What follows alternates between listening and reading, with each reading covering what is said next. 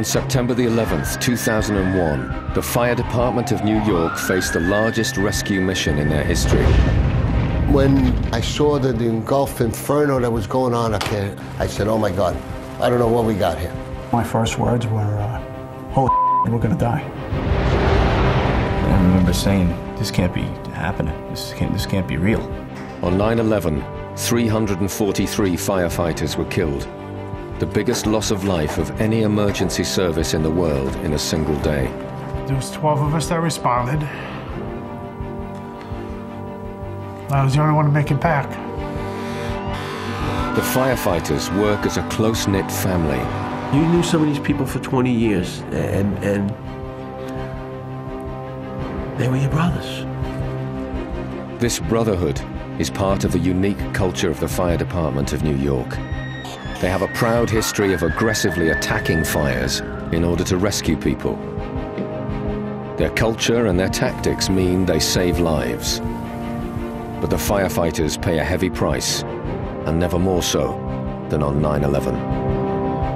We're not turning around, we're not stopping and running, which I didn't want to do, but every inch of your body is telling you to do it. You know, like, man. Now some speaking for the first time. These men who were heralded as heroes tell their story.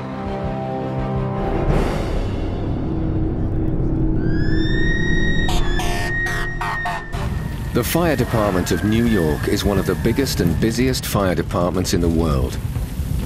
They pride themselves on how they tackle fires and rescue people, whatever the cost. New York City Fire Department is a very aggressive fire department. We attack the fires from the inside.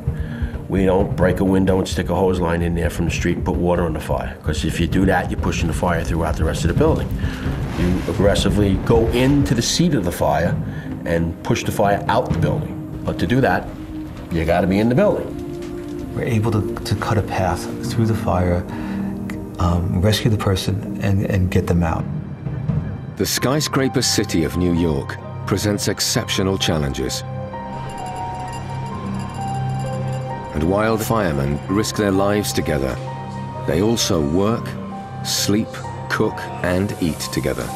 When you walk into a firehouse, I was reborn again because I felt the electric going through me, how everybody works together, how we go shopping together, we go clean the truck together, and then we're down the hall where we put our life on the line. You're going into life and death situations with them, and you depended on them and they depended on you. The firefighters form a vast but intimate clan, often passing from father to son down the generations. John Vigiano Sr. is one of the most decorated and respected firefighters alive. When he got throat cancer, his son, John Jr., gave up his dreams of becoming a high-flying businessman. He saw the brotherhood in the fire department. He saw how men gave their time every day to take care of my wife and I.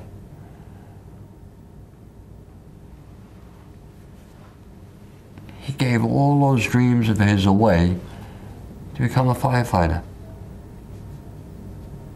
Just, I want to be like you. Wow. His other son, Joe, became a highly decorated policeman. On 9/11, both brothers, one policeman, one fireman, would each rush to the towers. By chance, that day, Chief Pfeiffer was being followed by a film crew. The morning of 9/11, we were having breakfast in the firehouse, and we got a run for a gas leak. The fire trucks went out, lights and sirens, and we went to Church Street and Lispinard, and for a gas leak in the street. Then at 8:46 in the morning, we heard this loud roar of a plane. We saw it pass by us to the west and then dip behind the buildings. When it came out, I saw the plane aim and crash into the North Tower of the World Trade Center.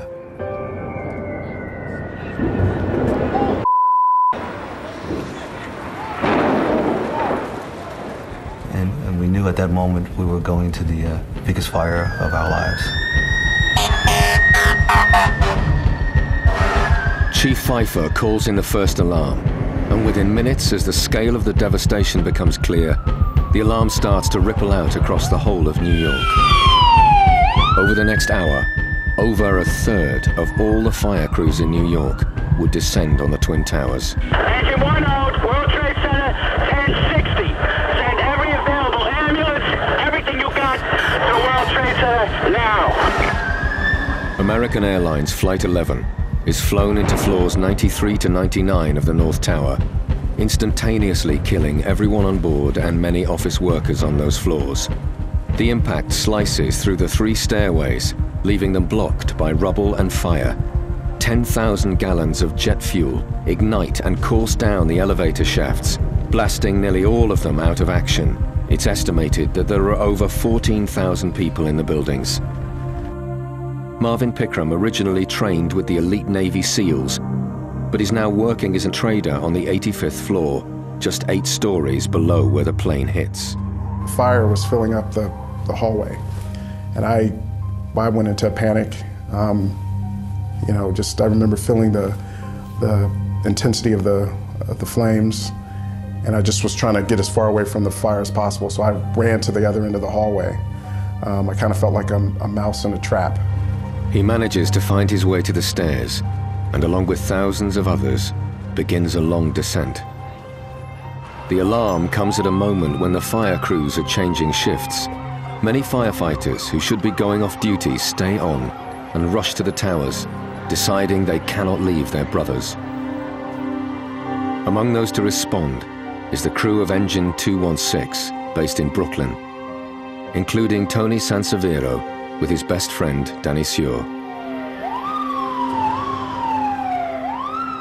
Was flying through these skinny streets, and I remember we're popping mirrors off of cars, like bing, bing, bing, bing, bing.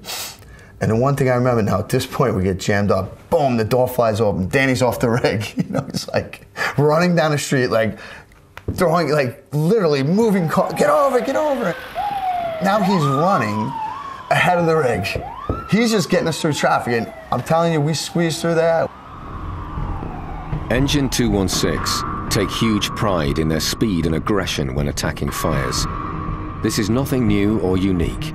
This is part of the tradition and history of the fire department of New York, dating back to the days when the firemen formed roving, brawling gangs who fought fires and anyone else who stood in their way. The aggressive tactics that you see at any fire in New York, it can be traced all the way back to the gangs of New York, to the 1840s, to the 1850s, where these volunteer fire companies risked their lives to rescue their neighbors. And that's where it begins. And the training and the tactics and the courage all flow from those days. These early gangs raced to fires to earn the honor of being the first ones to put them out. That tradition still continues today. I remember being in Manhattan, and there was apartments, and we used to race the other company up the stairs. They take one stairway, we take the other, and it was a race who was going to come out first, and that's part of the company, you know. But on 9/11, these traditions lead to both tragedy and heroism on an unparalleled new scale. I knew we weren't putting that out. I was like, we can't put that out. And my first words were, holy shit, we're gonna die.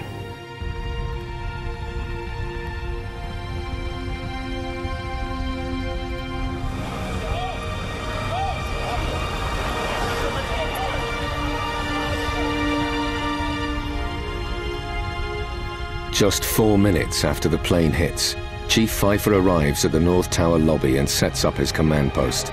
His role is to marshal the firefighters that will soon come flooding in. The fire is too big and too high to put out.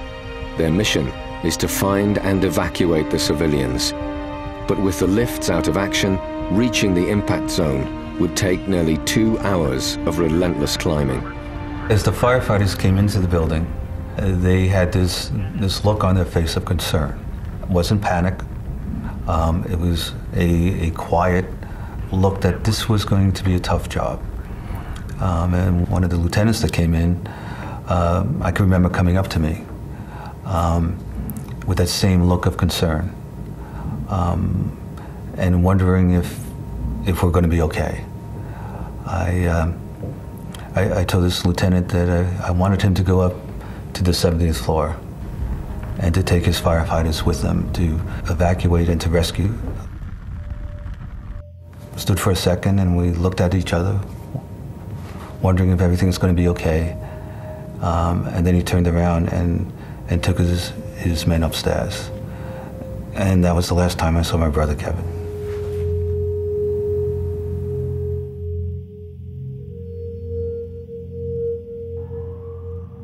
The firefighters are already facing the biggest emergency of their lives. Then a second plane is spotted. Out of the corner of my eye, I catch a plane coming down the Hudson River. And I keep an eye on the plane, and I watch it circle around the Statue of Liberty. And I watch it drive right into that South Tower.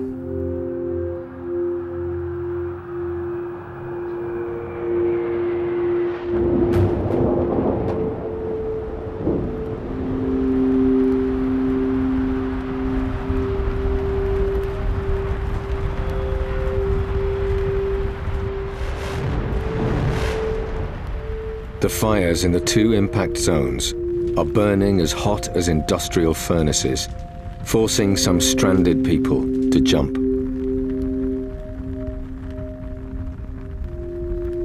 Down below, the firefighters still pour in. Their first casualty will come in the most tragic and unexpected way. Fire crews from across New York are converging on the World Trade Center. They are facing the largest rescue mission in American history. But first, they have to get into the towers. They arrive at a scene of devastation. Remains of passengers and office workers have been blasted blocks away. It's sheer hell, you know, there's just bodies, body parts. It's not bodies, there's just pieces, like hands. You know, I remember seeing a hand with a ring on it, and, you know, luggage and big piece of metal. As I went up West Street, there was body parts everywhere. And I remember I was the only vehicle on the road. And I remember trying to drive around them. And it became impossible. I said, please forgive me. As I drove over some. It was my only way to respond.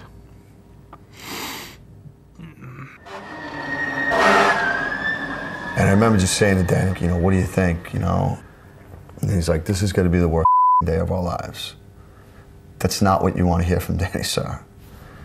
And I just remember thinking to myself, like, oh, you know, we're not turning around. Danny's not gonna, you know, we're not stopping and running, which I didn't want to do, but every inch of your body is telling you to do it, you know, like, man.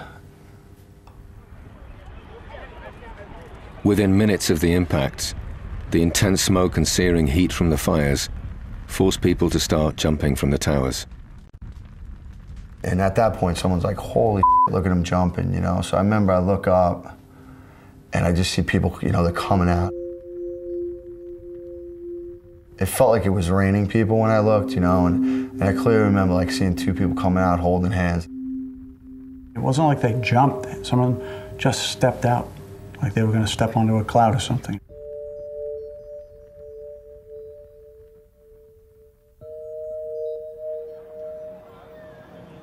In this middle of this hell, for me, it's just serenely quiet, like almost peace, like papers are coming down and they're like floating.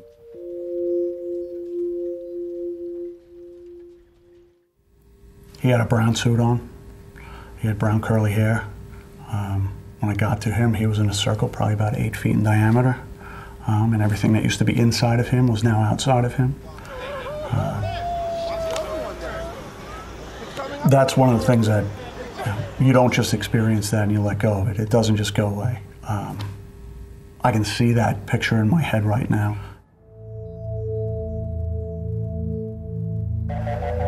Tony, his close friend Danny Suhr, and the rest of Engine 216 are making their way to the South Tower.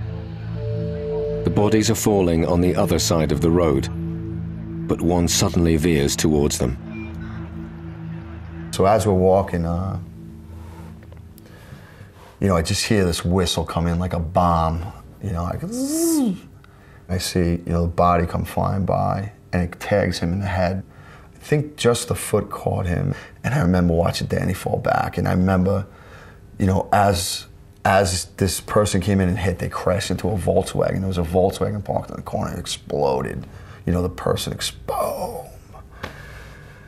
You know, and so everyone's down, our shit's everywhere now, you know, now we're just laying, you know, just gross stuff, you know, like just, so I remember just looking up, and I'm like, Danny.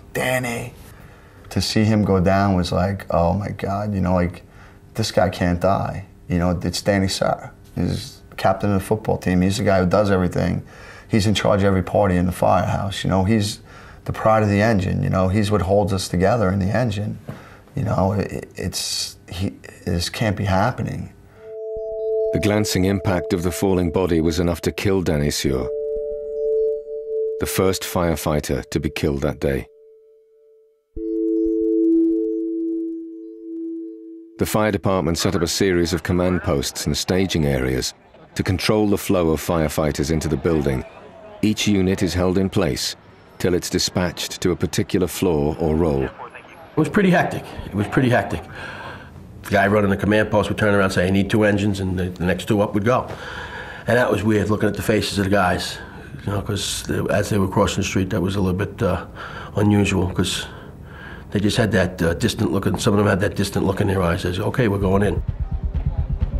The plan is to reach the impact zone and try to cut a path through the fires to allow trapped civilians to escape. The same aggressive tactics that have been used for over 150 years. As hundreds of civilians pour out, Battalion Chief Oriel Palmer leads the charge into the South Tower. He's an avid marathon runner who also trained as a lift technician. He manages to repair one of the lifts and gets it up to the 40th floor. But he still faces over 30 floors of relentless climbing.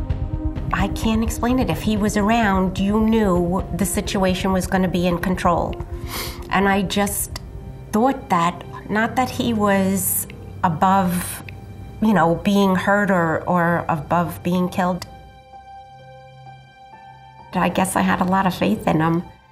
We're going to have to host it. I'm on 69 now, so we need to hire back, please. These stairway walls have been compromised on 73 and 74. The walls are breached, so be careful. Following behind are the 5 rescue companies of New York. These are the elite units of the fire department, men with extra training, skills, or experience. They come in from all 5 boroughs of New York. Rushing in from the Bronx is Rescue 3. Among them is Tommy Foley. His brother Danny is also a firefighter and is now with Rescue 3. This is the first time he has ever spoken on camera. He was someone I looked up to, you know, my whole life. We got along great. We were best friends. The best years of my life. Tommy Foley was one of the most promising young firefighters in New York. He'd made a name for himself and his unit with a string of high-profile, daring rescues. He loved rodeo riding and had been named by People magazine as one of America's 100 most eligible bachelors.